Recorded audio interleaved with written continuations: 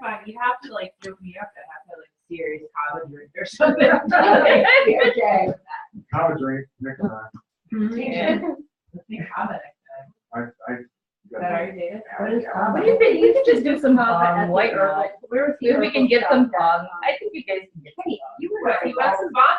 What's a bong? Wait. The same stuff you put in a bong is bong. I can try that. I don't know how to make it, but We can, if you just grind it and then you have to put it in something fat soluble, which is why I use the yogurt. What is it? oh, what? Bong It's is weed. bong it's weed, but in milk. It's in milk. Yeah, you do it in the yogurt. What kind of weed? Oh, it's I don't know. I've never Oh, had it, unless but you're you already- hear about it all the time. It's Unless like a you're already- common thing.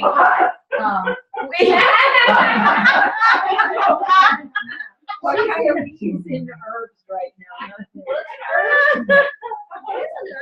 You're so lovely. I love that. What kind of weed? All right. Not my forte. You wouldn't like me. You just gave it away. You don't have to tell us. Very obvious. All right. He's been dogging, walking around, there's one growing all over. Okay. So most of the cases I have are Pakshagada cases, Pakshavada cases. You're going to find both of these terms used, Pakshavada and Pakshagada. Same thing. Two different authors using the same word, spelling it differently. Can I ask a question? Yes, dear, please. How is Pitta playing into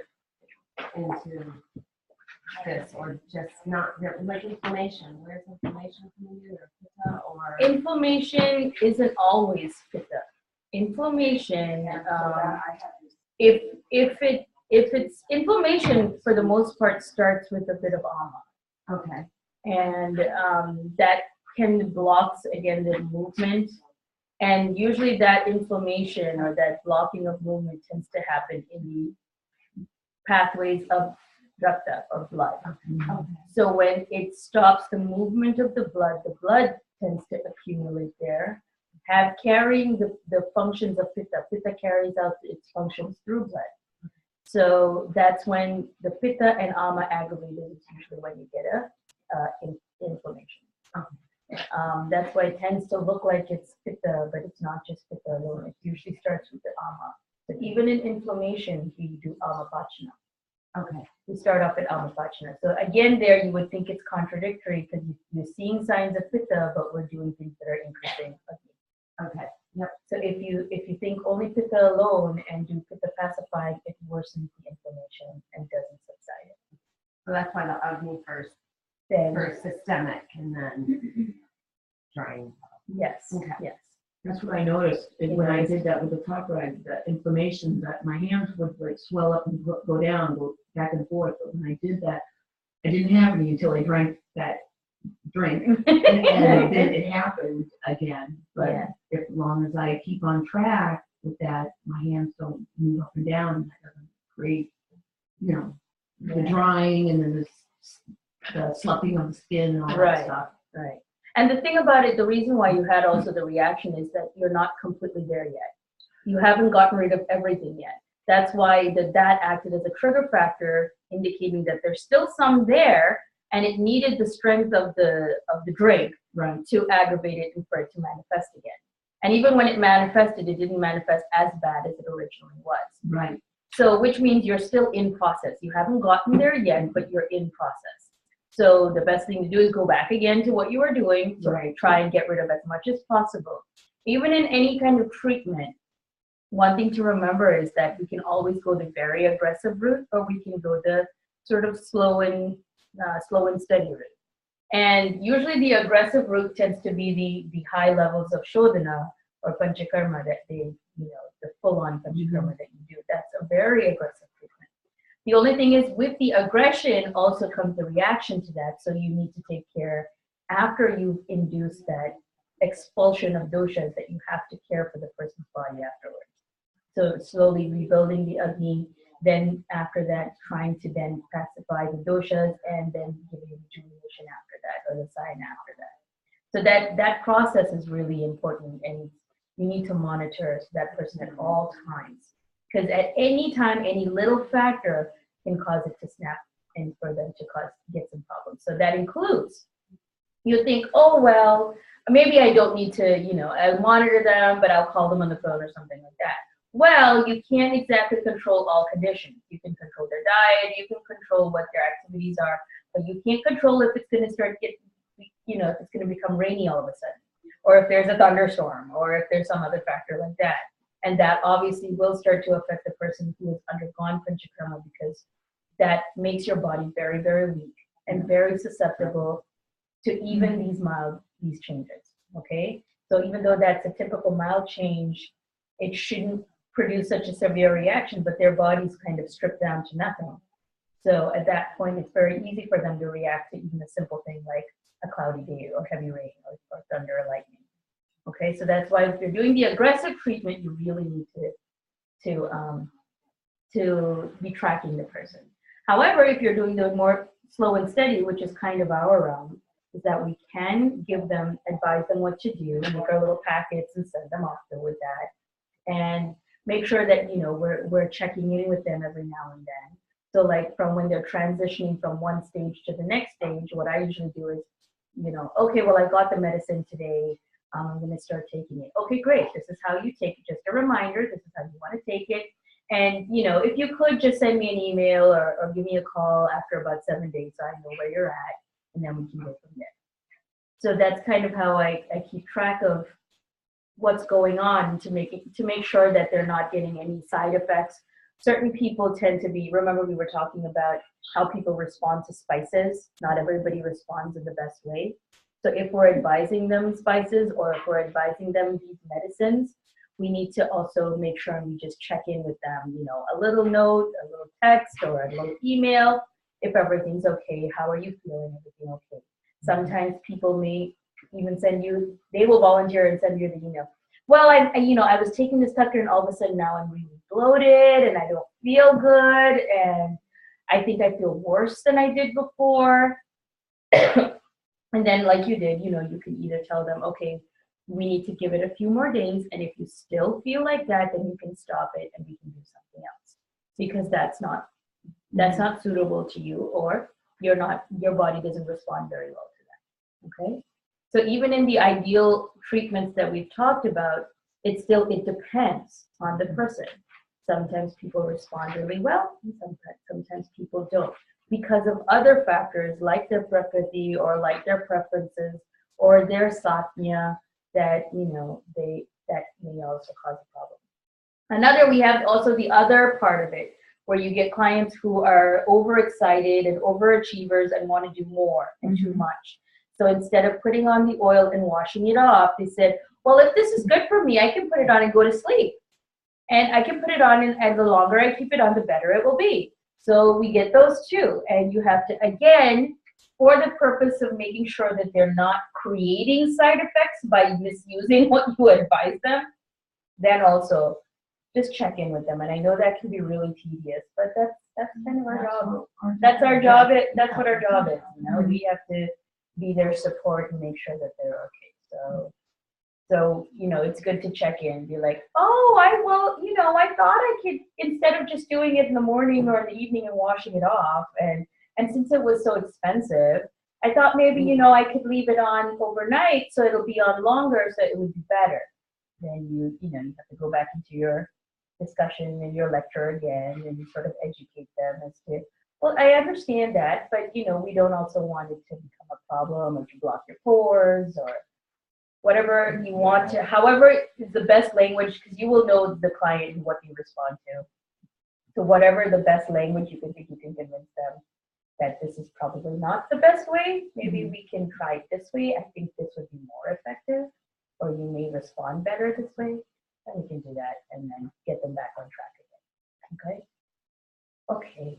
Anybody else have any questions? Because this time, our last 1 hour is for question and answer. It can be about all the multiple things that we talked about. It can be about the classical text.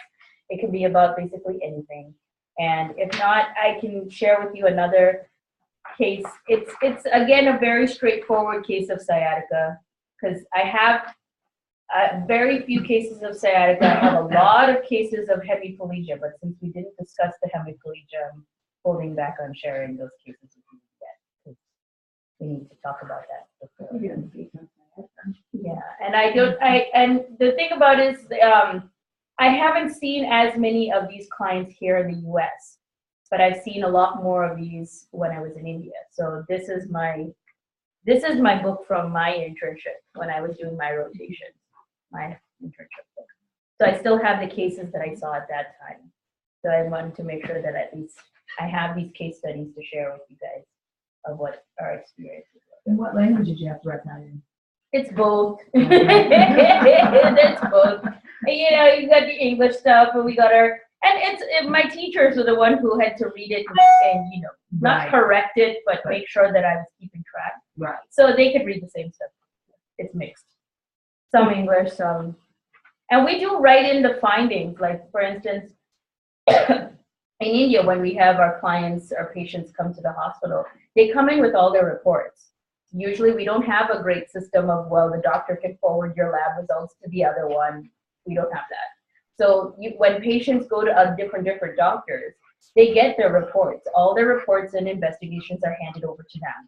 And they are the ones responsible for their records and all their paperwork. So when they come to us, those who have it, we do get all their investigations. So we did write down quite a bit of the investigations because the basic stuff we were taught as well. So in our Nidana classes, we had Ayurvedic pathology, but we did learn about the basics of the Western approach to pathology and what are the different tests that they do and how to read those tests. I mean, it's clearly not to the extent of what Gerard has done, but the basic stuff, we did learn that as well. Okay. So in this case, any questions so far? Okay, well, I'll share the case with you, and then we can go from there. So we had a 68-year-old man who came in, I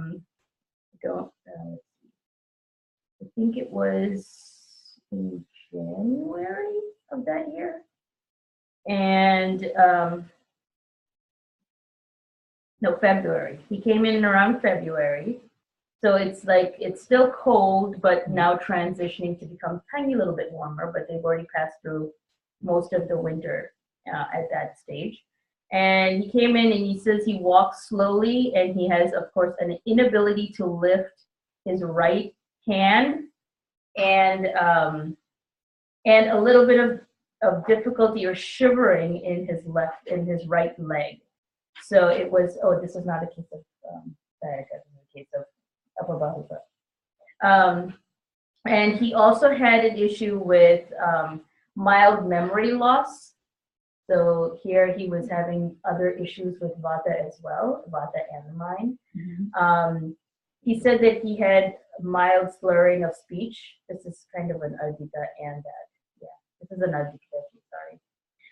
So he had mild slurring of speech, shivering of the calf muscles of the right leg, and he wasn't able to sleep completely at night. Like he used to keep waking up every 2 hours in the nighttime, not necessarily to go pee, but disturbed sleep. He found it very difficult to get up from a chair. Like he would need a lot of support, and he would kind of do a lot of this and this to get up off a chair. He had frequent ulcers, like little mouth ulcers, and a big crack on his tongue. And he used to get sort of a pain in his epigastrium, or sort of like the upper part of his GI tract after he ate food. He has a history of high blood pressure, and he was taking medicines for his high blood pressure. Okay, so when we checked his right foot, his right foot was swollen, and he had a pitting edema. So when we checked the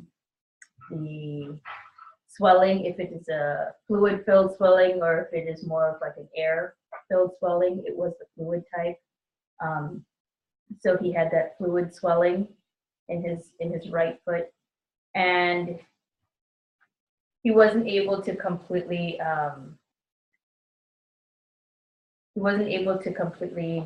lift his right arm over his head. Okay, so what they had some tests that were done. I'm just sharing with you what his tests were because I wrote it down from his lab reports. His blood sugars was 118, blood urea was 20.5. He had a CT scan, and they were looking to see if he had any issues in his brain, which didn't show up too much. So for him, the treatment that we did, so basically what his condition was is he had multiple vata conditions. He had the advita and the slurred speech, and he had the slight deviation of the mouth and the sort of the drooling. He had the issue with the arm and not, the upper bahuka as well. And what he also did was he had that shivering in his calf muscles. Remember Pindiko Dveshta, one of the pure vata signs? And also he ended up having swelling in his right leg. So what he had was multiple vata vyadis. All you can see here, they're all vata conditions. So what the first treatment for him was, we first started off on Gandhava Stavi Kashaya, and that was aimed for first to digest ama and to get rid of ama, because he did have, I don't think I wrote down his prakriti and stuff here, but. And what led you to say it was a condition with ama? One of the reasons that we can see with the brief thing that I wrote here, that he had ama. Typically when people have very chronic ama, they tend to develop these ulcers in their mouth. Yeah, and they're not really big ulcers, but these like tiny little canker sores. Whenever you have ama, you ever notice that you get these little sores in your mouth, and the minute your digestion gets back on track, it just disappears, it goes away. So that was another little indicator. Mm-hmm. So even though I didn't write down anything about the coating of his tongue, that itself indicates that he did have ama. Mm-hmm. So the first line of treatment for him was to digest the ama. So the Gandhava Stadi works quite well. Usually what we do is we give Gandhava Stadi with, like, we can mix it, make it a little stronger. So we give it with Hingwashtika tuna, or we mix it with a turkatu to just enhance a little bit more, make it a tiny bit more potent, so that we can digest more yama. You're like, tastes so bad. Gandhava Stadi in itself isn't all that great tasting. I mean, has anybody tried it? Not yet. Not yet. Yeah, it doesn't taste good. You can ask the clients who have advised it to. The first thing's like, Algonquin medicine, tried it. Wow. So yeah, they don't really like it, but they do like the results of it. Yep. So when you were going to school, do you do, when I went to herb school, we called them provings, and you taste everything. I mean, we tasted everything, every herb, every concoction, everything. And so you develop a palate after a while for just tasting shitty stuff. Yes, I agree. I agree with that, because we tasted a lot of kashayas, and of the kashayas, Gandhava Stadi is definitely not the worst. It's fairly mild or moderate compared to like something like Punandava or Kumari Asava. Punandava and Kumari Kumari is aloe. Mm-hmm. Punandava is another bitter substance, and both of them are extremely bitter. And that's just something that you have to hold your nose and chug it back, and then what I do is I breathe out so I don't taste it afterwards. Yeah, you drink it, you swallow it, so you don't try to get rid of the taste. So it's definitely not the worst. But yeah, we had to do all that because part of our examinations, so we were talking about yesterday, is that they would put in all these different types of oils for our examination. We'd have like 3 different oils. Mm-hmm. It'll be in exact looking containers or bowls, and it would be labeled 1, 2, and 3. And in our paper, we have to put 1 and identify. to and identify. And like that, there would be 3 different powders. And we have to identify by the color, consistency, taste, and smell. Yeah, that was hard. That was hard. We usually used to try and get someone to like tell us what they had on hand, so we at least narrow down the selection. Get the pune, get the pune. The pune is like the assistant. What did they take in? Please tell us what they took in, so we know what we have to choose from. Otherwise, like there's 700 different formulas that you learn. We have no idea. Everything with Manjishta looks alike. They're all red. So what do you do when it looks exactly the same? They're like, okay, this one's maybe this is Pindotela, a little bit thicker. I think I see some wax in here, as opposed to, you know, the Sahajradi, which looks exactly the same but doesn't have the wax in it. And it smells very similar too. So we had to do that. That was our method of learning and being tested. Yeah, not fun. I will tell people to, when they're trying something that's not palatable, or like I lost with castor oil, or even tea, because I can, or whatever, is to chew on some fennel seeds, like to have them ready, pop them in, because they kind of scrape the inside of your mouth, and they're pleasant tasting, and then you can go spit them out, and it helps. Yeah, or I was reading a nice little traditional trick is what they used to do. They take lime and put a little bit of salt on it and rub it on your tongue.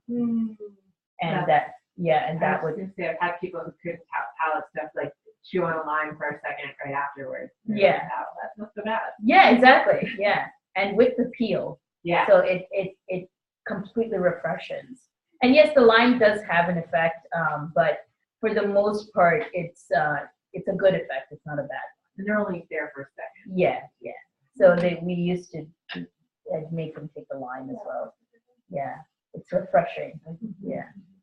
So so his first line of treatment was for Gandhava study with Hingwashtika Chuna, and that we gave it to him 3 times a day, because this is a very fairly advanced case where he had not just one but multiple vata disorders and quite a bit of chronic ama as well, so we needed to get rid of it. So had he had a stroke or TIAs or something? I think it was heading there. Yeah, I think it was heading in that direction. Because he definitely did have a long history of hypertension. And even though he was taking the medicine, you know, we asked him, are you taking the medicine? They said, yeah. And how frequently are they completely compliant every single day? You know, for the most part. Elderly people in India don't like to take medicines. Whether it be Ayurvedic or allopathic, they don't really like it. So for the most part, if they say yeah, usually it tends to be no. Or it'll be like, well, yeah, take it.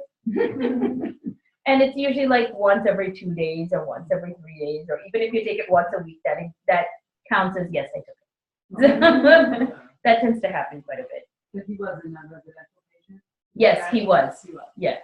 We had to take it. No, oh, you mean that medicine? No, well, if he didn't bring it in with him to our hospital, we don't give it to him. We don't dispense allopathic medicines. So if someone is on allopathic medicines, they need to bring in their own medicines.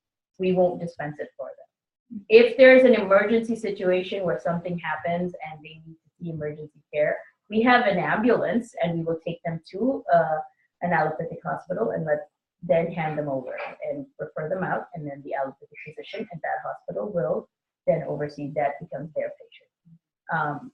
But we don't dispense their allopathic medicines. That's their responsibility. So they can take that or not. And to some extent, once they're under our care and in our hospital, we do have kind of the right to tell them if they need to take it, because they have willingly come to us, and we are then their healthcare providers.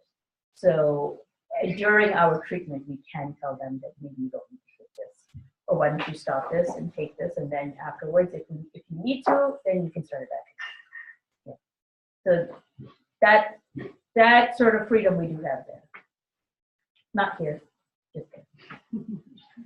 So So he did that for about 5 days. So 5 days, 3 times a day, he took this, and the ama was slowly gone, got a good agni going again.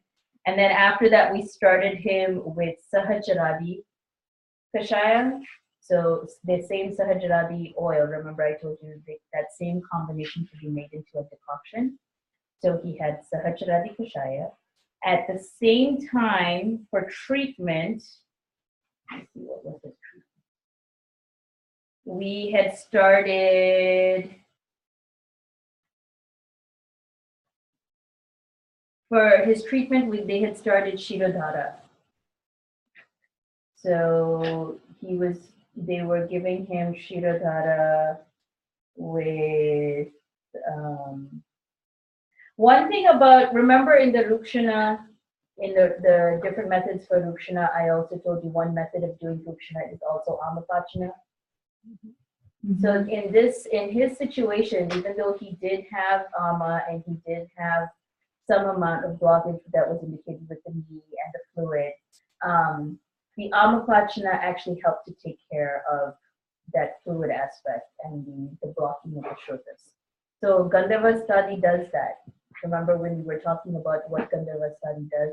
It increases the agni, it digests ama, it causes vata, downward movement of vata, and it also helps to cleanse the shrotas. It does shrota shodhana. So in that process, this also helps. It's not directly drying, like it's not inducing excessive drying, but it is inducing getting rid of the excess moisture. So that's how we use Gandharva study, and we kicked it up a notch by adding the Ingvashtaka Churna as well. So these two together really help to achieve that same aspect of what you would do as Rukshana before Snehana. So the Snehana for him, externally, where is it? Externally, we did this Shirodhara. And Question. sure. So the extra moisture in his body is there because of the blockage of vata? No, the vata is blocked because of the excess moisture in his body, which was kind of because he had ama. He had a lot of ama. So it was, we could say, I don't remember taking such a long history. We weren't allowed to take a very long history, not good. It could be that he started, his situation or condition started with ama or with an aggravation of vata, also producing ama because of diet and lifestyle and all of these other conditions. Even if you look at the fact that he's hypertensive, that again is another indication, because hypertension or high blood pressure is exactly the same thing. It is a vata condition where it is due to blocking or slowing down of vata. Remember that if the channels are coated or too moist, it lessens the lumen, and so therefore the vata has to move faster through it, has to push through it. And that's basically what hypertension is. So he would have had this issue going on for a very long period of time.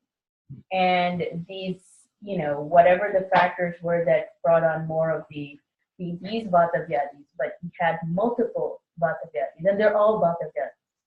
So that's why this Gandharva study and the Ingvashtaka mixed together, he needed something more strong. If we had put him on just like something like Takra or just the Katu alone, it would have taken 2 weeks to get rid of his ama. But his ama was so strong, it needed something that was equally strong to digest it. So that's why we used that. So he had ama that was building and building and building, and that caused the vata to aggravate more. And vata was already racing through, then it then settled in more of these sensitive areas. That's why he had multiple vata conditions. Okay. So he had Shirodhara with Shirabala for 7 days. So he got 7 days of Shirodhara. Doesn't that sound good? Yeah, so he got 7 days of Shirodhara. Then after that, 7 days of Shirodhara. And all this time he was still taking the Sahajradi Kashaya, And they were giving him Sahacharadi Kashaya as well as Gandhavastadi Kashaya. So the Gandhavastadi didn't stop. They kept it going because they wanted to make sure that we are adding in more amount of oil. So to keep that added factor for everything to be digested, we kept it going. So he was still taking Gandhavastadi Kashaya as well as Sahacharadi Kashaya. One Sahacharadi was in the morning, Gandhavastadi was in the evening. Okay? And that was continued for those 7 days. After that, we did Basti for him. So here's a condition, because since he had, again, multiple Vata disorders, a localized Snehana was not enough. We needed to address Vata at its source. So we can get rid of all the Vata issues in the whole body. So we did Basti for him, and this was an alternating of, excuse me, an alternating of oil Basti and Kashaya Basti.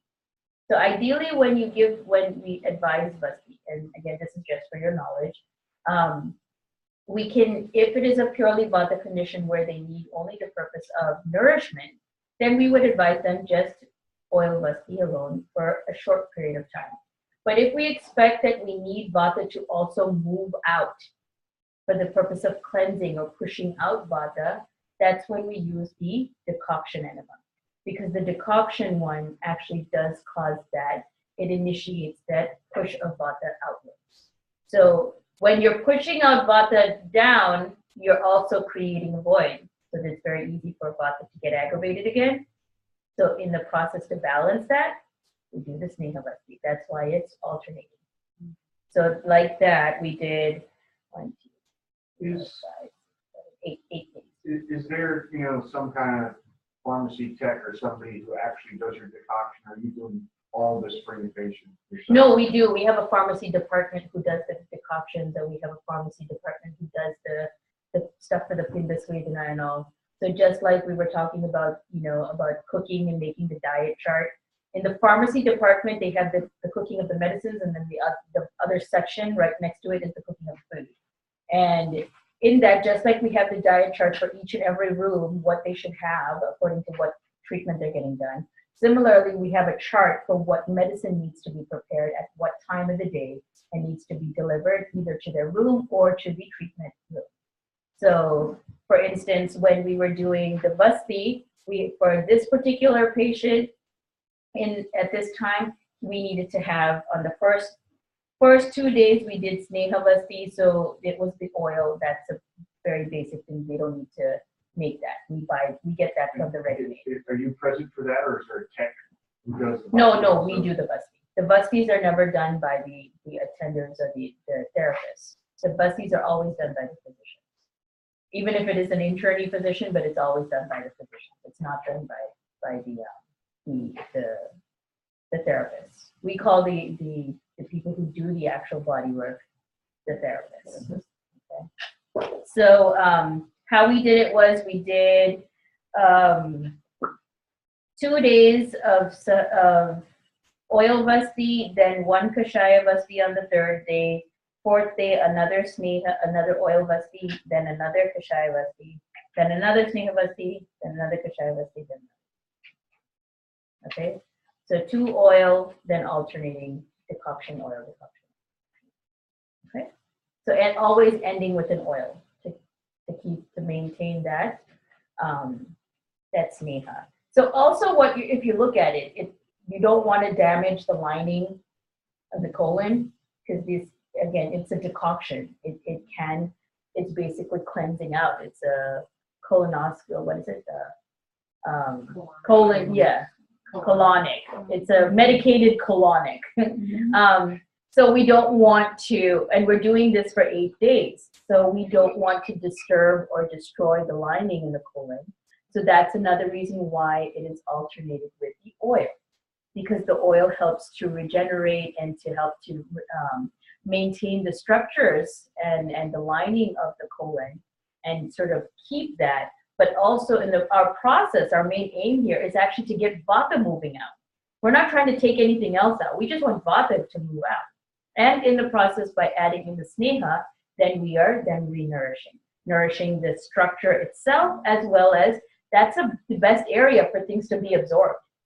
It gets absorbed very easily through the colon.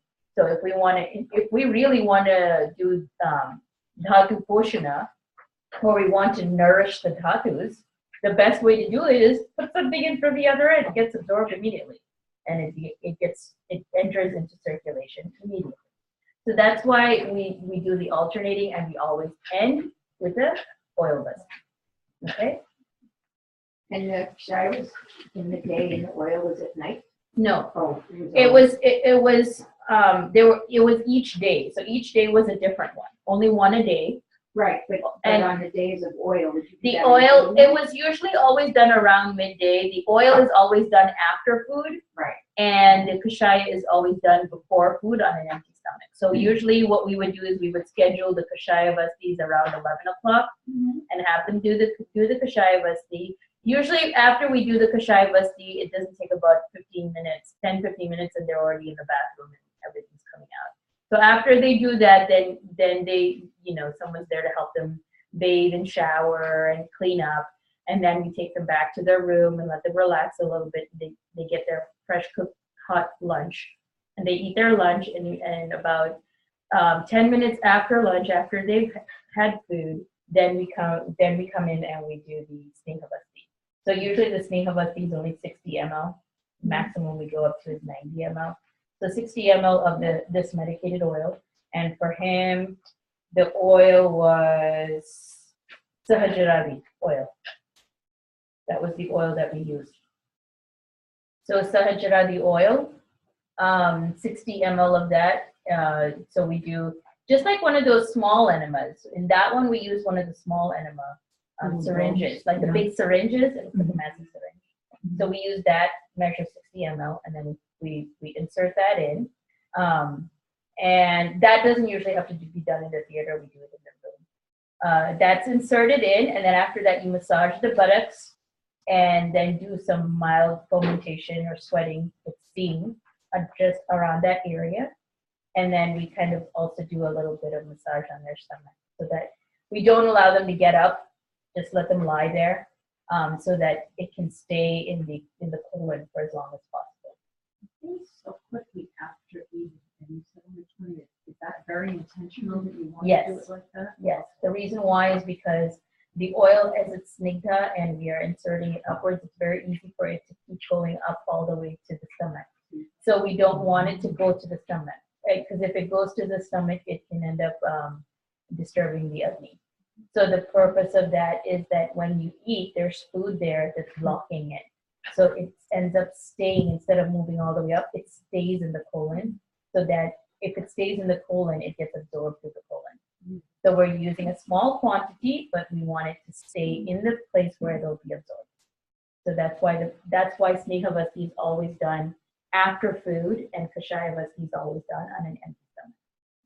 Yeah, because the kashaya vasti will help in cleansing, but it is not as snigdha. It is not, kashaya vastis aren't oily. They have a little bit of oil, but the predominant majority of the ingredients in that is actually decoction. So that won't easily travel up as the oil vasti would. So that's why for that, we do that on an empty stomach. Because we want that to go up as far as it can in the intestines, and then flush it back out. And because of the sheer volume of how much we put in, 960 ml, it flushes out pretty quickly. Yeah. So it ends up being like, you're filling up a water balloon, and then the minute you let it go, it just gushes out. That's kind of what happens with the kashaya vasti. Seems like you got a question brewing. So, the oil is a retention enema, and the kashaya sort of is there an expectation that they hold it for? So Ideally, they say that it should stay in for about 45 minutes, but practically, it doesn't happen. Practically, it doesn't happen. The minute, yes, exactly. And if they have the urge to go, we need to let them go. That's another reason why these treatment rooms are set up in a very specific way. where the table is there and the bathroom is right next to it. The bathroom cannot be down the hall. The bathroom cannot be more than 5 steps away. It has to be right next to the table. You get off the table, you go straight in the bathroom. Because after you've done, you have 960 ml of fluid pushed into you. It's very easy. Usually, even before they get to the toilet, it starts to come out. So yeah, it's a bit of a cleanup process. But we're used to it. I mean, the stuff you see when you're dealing with people and their health and stuff that comes out from the inside, you get used to it. Yeah, you can't be squeamish. No, you really can't. And I thought I couldn't go into being a conventional medicine doctor because I was afraid of blood. But I got much worse than I think watching the blood. Like I got poop and pee and all kinds of stuff coming out all over the place. So yeah, you can't be squeamish. If you can handle blood, then you I know. had an elderly client during massage, thought he was gonna pass gas, pooped on the table, and then sort of made it to the bathroom, a lot of like spraying poop all over it. I had to remove the toilet out of the bathroom to clean everything. I mean, it was. Yeah, it's probably like get a spray washer, that's like what- just do that. Yeah, the gloves, the Clorox. Yeah. everything. And so there's no gloves in, well, there's gloves, but maybe not Clorox so much in India when this happens. These treatment rooms, they don't really worry about it too much. But the tables, they clean them with hot water. We take boiling hot water and they're poured on the table before each patient comes in, because they're wooden tables. So that's how we clean them. We Oh, don't. the traditional. Yes, the hard wooden table, yes. I'm sitting here making faces because I've had treatments, and I'm like, what I didn't know it didn't hurt me then. So now that I know it's not gonna, it's like when you give somebody something to eat, they're like, they can tell what it is. I'm like, ew, it's disgusting. Yeah, like everybody knew about the castor oil yesterday, and they're like, and then afterwards, like, oh, it's not so bad, but now I hate it. Yeah. Yes. Still do it. Like, I'll do it again. So. Yeah, I mean, I see that stuff happening all the time, but if I'm sick, I'll get on the table and I know exactly what happens in all the little aspects of the hospital and stuff. But I know the effects of it, and the rest is. So we did Basti for 8 days. And then simultaneously, his internal medicines were still going on. We switched out, we added castor oil to his, just a little bit. 15 ml of castor oil was added to his kashaya. So he was still taking the Gandhavastadi kashaya in the morning. Oh no, the Sahasrari, the Sahasrari in the morning, the Gandhavastadi in the evening. And we added 15 ml of castor oil to his kashaya. Okay? And I forgot why we also added Tali Sapatradi Churna. And I think that was probably just to prevent any excess sneha or excess oleation in his body that can cause, that respiratory issues. So he had small quantities of Tali Sapatradi Churna. And within, let's see, he got admitted here. I think within a month. Yeah, he was admitted in January. Within 3 weeks, he was discharged. And 3 weeks of treatment, he was discharged. And by that point, the arm, the raising of the arm, or the degree at which he could raise it, was much better, significantly. It wasn't completely over yet, but it was much higher than it was before, the pathway there. And the swelling in his foot was gone. And of course, the ulcers in the tongue or in the mouth were long gone. And of course, in the process of the swelling in the foot, of course, the shivering of the leg, all the vata symptoms, those all were gone. And so the only thing that we kind of just had to follow up with him, when he was going home, we told him to continue the Sahacharadi Kashaya and the Gandhavastadi Kashaya for another about 10 days, just to make sure that this gets completely gone. And we gave him some Sahacharadi Tega to apply at home, to apply on before he took a shower. Now, is this a teaching hospital? And did he pay for this? Yeah, he paid, but his total treatment payment, I think, was like 200 rupees for all of this. 200, Yeah. Which is how many dollars? like 10. No, not even. No, it's 4. Or 4 or 5. yeah, I think we don't charge for them to. We don't charge for them to stay at the hospital, so there's no charge for the room. And I think it's like a 1 rupee charge for the medicine or something like that. So it isn't a very, I mean, yeah. And for some people, 200 rupees is still a bit much, but it wasn't high. It wasn't. How many beds in this hospital? I think that it keeps changing because when I was an internee, I think it was 20 beds.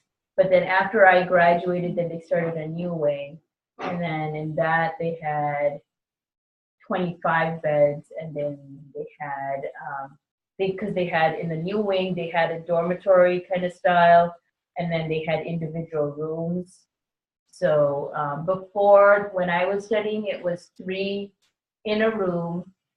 And we had 2 private cottages with a single person in the room. And after we had the dormitory of that one, we had 10 male, 10 female, and then I think 4 individual rooms. And was the house always full for the most part? No, not always full. No. Well, there were seasons, some seasons, according to when the season hits and everybody gets sick. That's when we had our busy season. Yeah, we would have our busy season. I think in January. January used to be our busy season, and like right at the end of summer would be our busy season. Mhm. And after that, it would kind of slow down because of the festivals that would start. It wasn't because people weren't sick, but they don't want to be in the hospital while Diwali is there, and it's Janmashtami, and you have all these things that come up in the fall that they don't want to miss. So they don't care if they're sick. They want to be at home celebrating the festival. So after Diwali is over and after all Navaratri and all that's over, then they'll start coming in. So like the end of December, or they'll wait until New Year's is over and then they'll come. That was the mentality of our patients. That's how we got them. The demographic you described, his bill was like 200 rupees. Would that be common? Was it more for the poor, the hospital, or was it? It was very accessible for the poor because Yeah. 200 rupees isn't really a lot. Yeah. So it's very accessible. And even apart from that, so that we would get more patients so we could see an array of cases, we used to hold free camps. So part of the facility of us being able to provide a free camp, we get a practical of making medicines. So we would pick out first a group of disorders that we want to do. Like we wanted to do anorectal. We held an anorectal camp. So we picked out. We had an anorectal camp. How'd you advertise for that? We did. We advertised for exactly that. Have you seen in India what they advertise? Do you have piles? Are you bleeding from your bum? Please come to this hospital. They put up like little pictures and everything. They have pictures of people with fistulas, and they put pictures, and they plaster the posters on the side by the train station, and you find it everywhere. They're not shameful in that at all. So this would have been one of the backdoor camp series. No, it was like front door. It was very front door. Except that it was anorectal. Yeah. Is there then the private Ayurvedic hospital where the wealthier Indians would go to before, like, for us Westerners, we go to like Bajigram or something like that, big bucks, So the whole. Yeah, but I mean, if you look at our hospitals, there's no comfort there. We don't do all the other stuff Down and. that has the overhead. We have like a basic, absolute basic. You get a room, no carpet, like a regular room with concrete floors, and you get a regular hospital bed, not a hospital bed here. For those of you who have seen hospital beds in India, you know what a hospital bed is. It's a metal bed with a mattress. That's it. You get one sheet. You don't get a sheet to cover with. You get a sheet on your bed and you get a pillow with no pillowcase. You bring your own, and there isn't any other amenities at all. You don't get a nurse. You have to bring a family member with you to come and stay, and we will provide the bed for them, but they come and stay and they take care of all the other stuff. We don't provide a nurse. We provide someone like us, the internees, who would check on them and do all the other vitals and everything else. But like someone going in to help them take a shower every day or something like that, you need a family member to do that. We won't do that. Because, the floor sometimes can be slippery, or maybe you can't stand. We do have grab bars and all of that, and it's not like a fancy bathroom. It's a bucket and a mug, and you do this. If you want hot water, there's one place where we have a geyser where there's hot water, so your family member has to go and fill hot water and bring it back for you.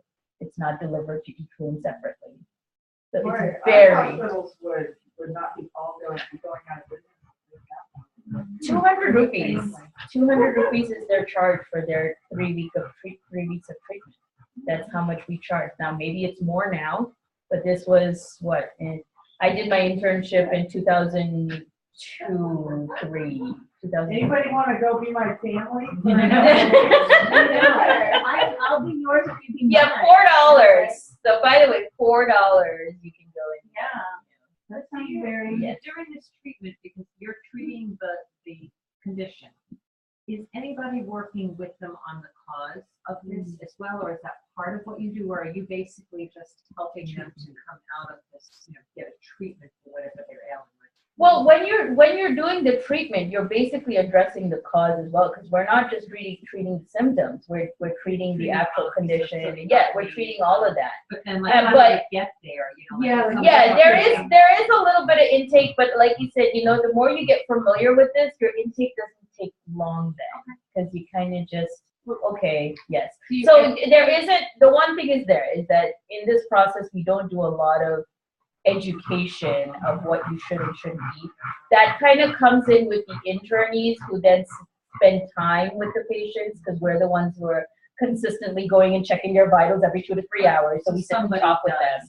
Yeah, so we sit and talk with them, or we talk with their family members, and we educate them about, well, maybe you shouldn't be eating this, you shouldn't eat that. But in India, it's hard to get them to follow a diet. People here, I think, are much better at following diets than they are in India. No one's good. Like, are you kidding me? I can't eat a jalebi? What are you talking about? It's Diwali. I'm going to eat a jalebi. It's hard for them.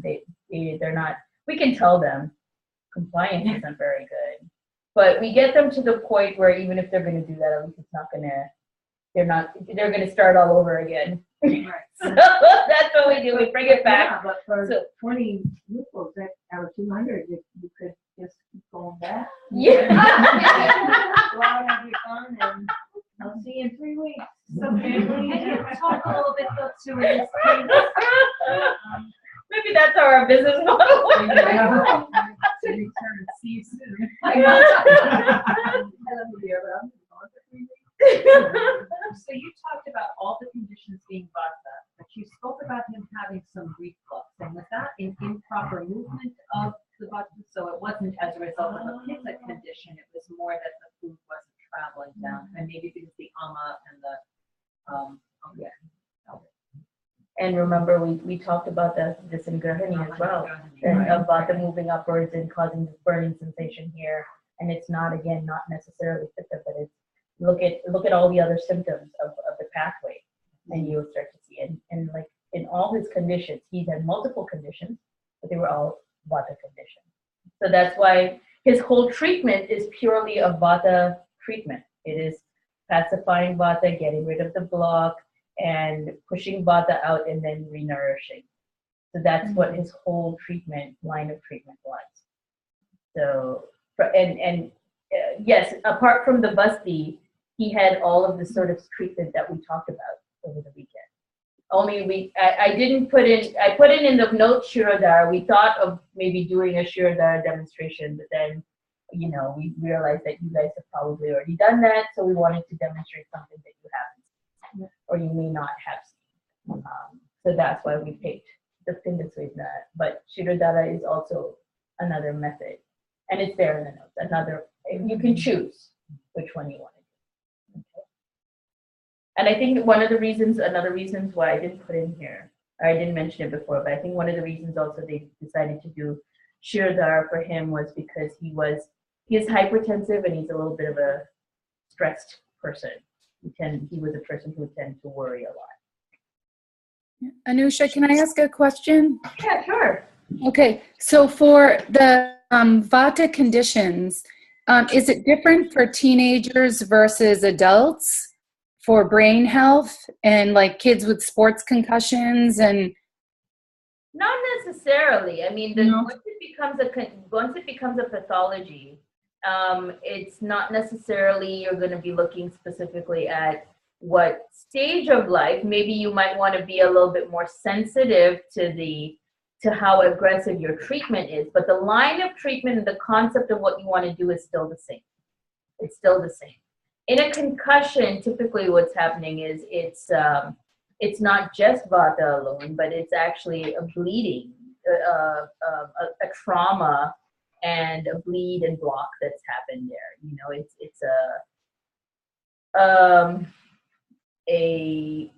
after bleeding, you get the clot, so there's a clot that's causing that issue. So that kind of needs to be cleansed out, which typically what we do is you can do some nasya and also virechana. Very similar to what we would be doing with Pakshagada, which we'll talk more about that in one of the webinars.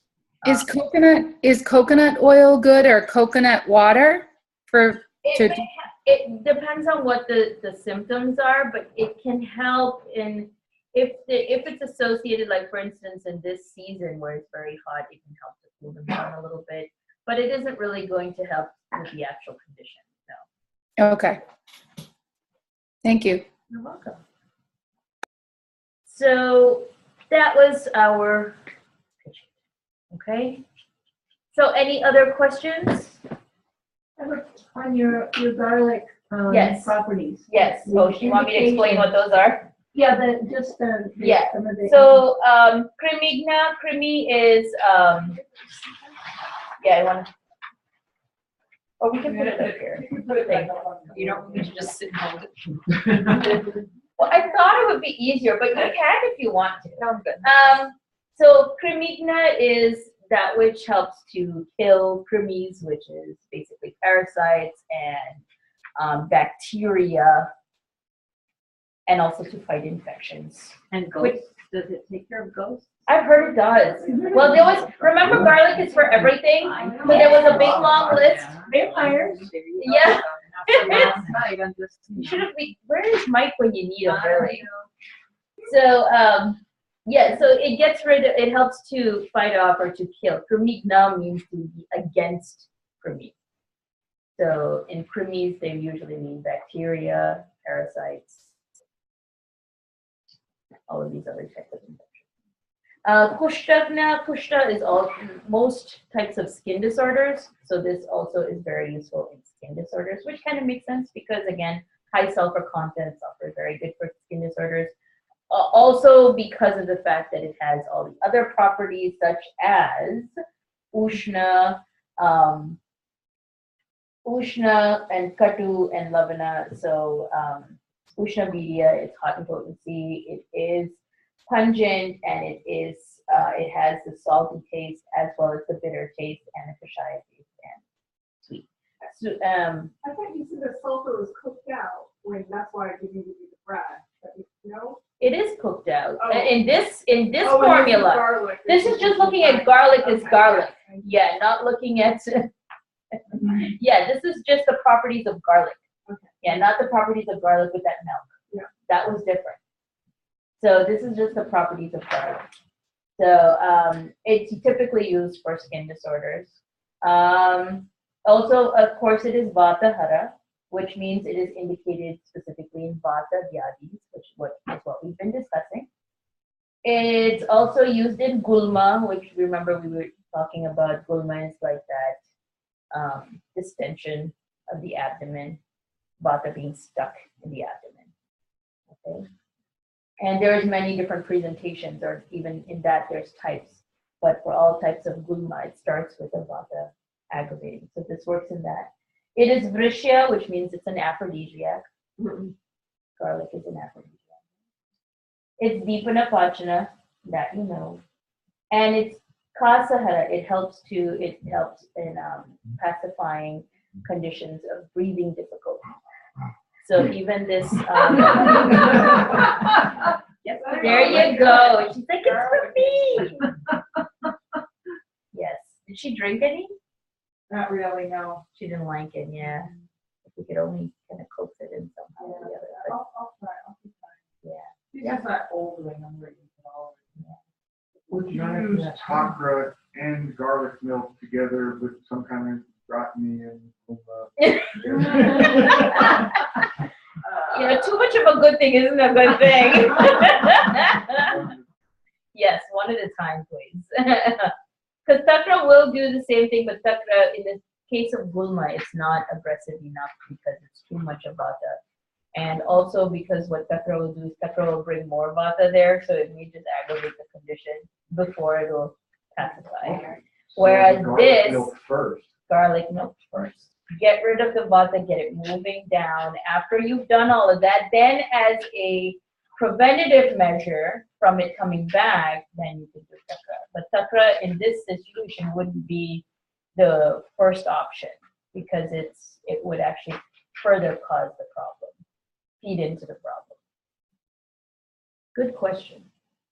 So Kasahara. And there are many, many, many other indications. Where does fall in the line of like takra and garlic milk? Like, Gandharva study. So this one works where you need some amount of sneha, you need some amount of moisture, and also to help to cleanse the channels and push Vata out. Gandharva study works when you have ama, because its first action is actually on ama. Gandharva study's first action is not on Vata. The first and primary action of that is actually for digesting ama. Digesting ama, increasing Agni, then to cleanse the channels, then moving Vata downwards. Okay.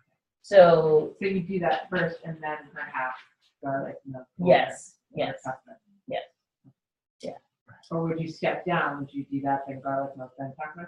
No, if it is, it depends on what the condition is. Right. If there is ama, then you do Gandharva study first. If there is no ama and there's block of Vata in another place, no ama, then you can do garlic first. Thank you. I know, I'm like, what? Wait, what? No, what I'm forgetting here is that you got to deal with the almond first. Not always. But a lot of times. It depends. It depends.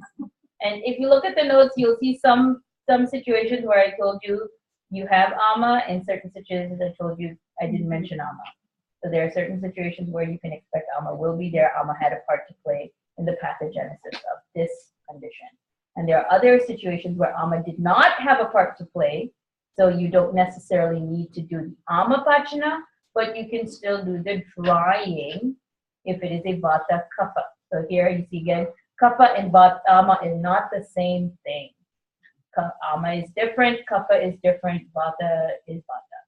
So you can have vata being blocked because of ama, like in the situation of grahini and the situation of the digestive disorders that we were talking about, or even in the situation of certain cases of apabahuka, the frozen shoulder, where there can be ama, there also need to digest ama. Okay, or in the case of Alzheimer's, there you need to digest ama. But we didn't necessarily talk about that so much. It's not always the case in sciatica that there will be ama. So there you can go instead for drying and then for sneha. Make sense? Yeah. I know I'm speaking. For No, me, if I no. had to say all this, I would need it in a chart. I know, and I understand when you say it depends. I'm thinking of a client, a guy like, 67, who has been diagnosed with SIBO and has done a pile of different therapies. But he does have the gluma, he does have the bloating, he does have the AMA on the tongue, and he has erratic bowels, it's grinding, If that's the case and he has the AMA, you gotta get rid of the AMA first. Because if you give the garlic milk with a person who has AMA, it may or may not really affect the AMA too much, but it's not gonna help with the condition either, because you have cooked it and boiled it and reduced it, so it is lighter to digest, but it still will, it doesn't have the level of Vipanapachana that these other things do. Because Vipanapachana is just one of the qualities, but it's not the primary function for this. The primary function for this combination is for moving Vata downwards. Okay, moving Vata downwards and giving back a little bit more of moisture where there's lack of moisture. Whereas if you have AMA, you don't need any more moisture. Any amount of moisture, whether it be small or big, will just add on to the AMA. So first, digest the AMA, get rid of the AMA, and then you can do this where you can start adding back healthy, good nourishment or healthy, good moisture. Body still needs moisture, but it doesn't need the bad one, it needs the good one. So in that event, he used the kapha. And that you probably need to use Gandhava study. Okay. Because it sounds like an advanced, complicated case, probably with a lot of AMA. Because if he has AMA, he has Grahini, he has, what was the other condition? Gulma. Most likely he has pretty chronic AMA. So you need something stronger. So Gandhava study to digest the AMA will kind of slowly help some of the Vata to move down. May not take care of all of it, but will start that action. And then after, once the AMA is gone, and the reason how you'll tell the AMA is by the digestion, that the person's starting to feel hungry again, they're starting to feel a bit lighter, their poop is a little bit better, starting to regulate. That's when you can then, okay, well, if you want, you can still continue the Gandhava study and then start, and also give them the garlic milk. And so you can do both. And instead in the beginning, you could start it off at twice a day and then cut it down to once a day and then garlic milk, or you can do it as once a day and then once a day and garlic. So just as I mentioned, this guy, I would throw in, he's got pretty serious plaque psoriasis. So how does that play in, or does it not? It does. Sounds like he's very complicated. He's got a lot of stuff. So he has He's got this topic body with this heat and psoriasis, and very Vata minded. He has Ama, Vata, Kapha, Kleda, Rakta, Dushti, and maybe eventually some extreme Rakta where it becomes Pitta as well. That's all the stuff that's involved right now. That's all, he has all these things involved. Because plaque psoriasis is a type of kushta, and that usually, when it starts to involve the skin and the layers of the skin and the nourishment of the skin, that starts to be involved there too. So it's Kleda, it's definitely Ama, Vata, Kapha, and not just Kapha, but excess Kleda, excessive moisture, Rakta, definitely Rakta Dushti, and eventually more signs of Pitta popping up maybe there or other places too. So, and on top of that, I'll throw in. Just give me the whole picture. So, I'm just, bits and pieces. Yeah. So, he's 28 years sober, and had probably for 20 years a very serious drug and alcohol problem. That's pretty long though. He hasn't been, he's been off all that stuff for 28 years now. Or he's still on it. So I've known him for 3 or 4 years, and the digestive issues have always been there. And as I recall from speaking with him, it's just been, there's been plaque psoriasis and the digestive issues, for the past, 25 or 30 years. So I guess what I was wondering about the early drug and alcohol abuse, is there, even though he's been sober for 28 years, is there damage done that's relative to how he presents now? Could be, and we figure out the damage part with the history. You know, which one started first? Because he has he's multiple stuff. Which one started first? Which one came second? Which one got better and went away? Because maybe there's something that went away too that we don't know about. So kind of create a storyline, and then we'll be able to see if there is damage or infer if there is damage. And he likes to. Well, that's good. That's at least that's a positive note. Okay, we're at our time. I'd like to just take one group picture if you don't mind. Just one. If you just go up to the garden in front of the sunflowers, and then I know that people are antsy. But and not everybody's here, but I'm gonna get this. you don't need shoes. Yeah. I do. Photos are shy of depleted. Depleted group. Yeah, up there, up by the garden.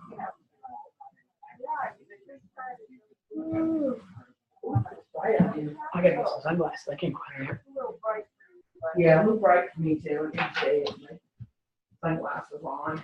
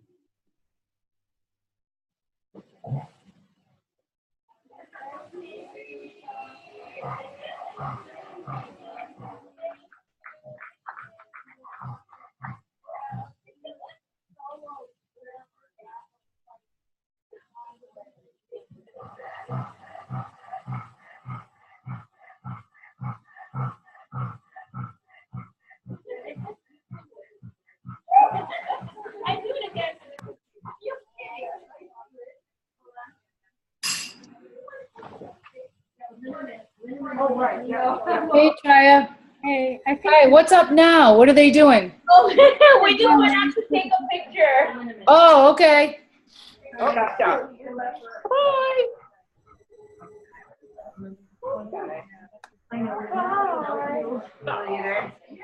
it's so good to see you guys.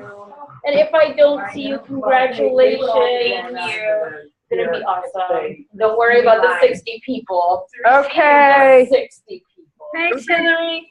Bye-bye, guys. I'll send you all the recordings. Thanks, Anusha. It was a great weekend. Thank you. Thank you.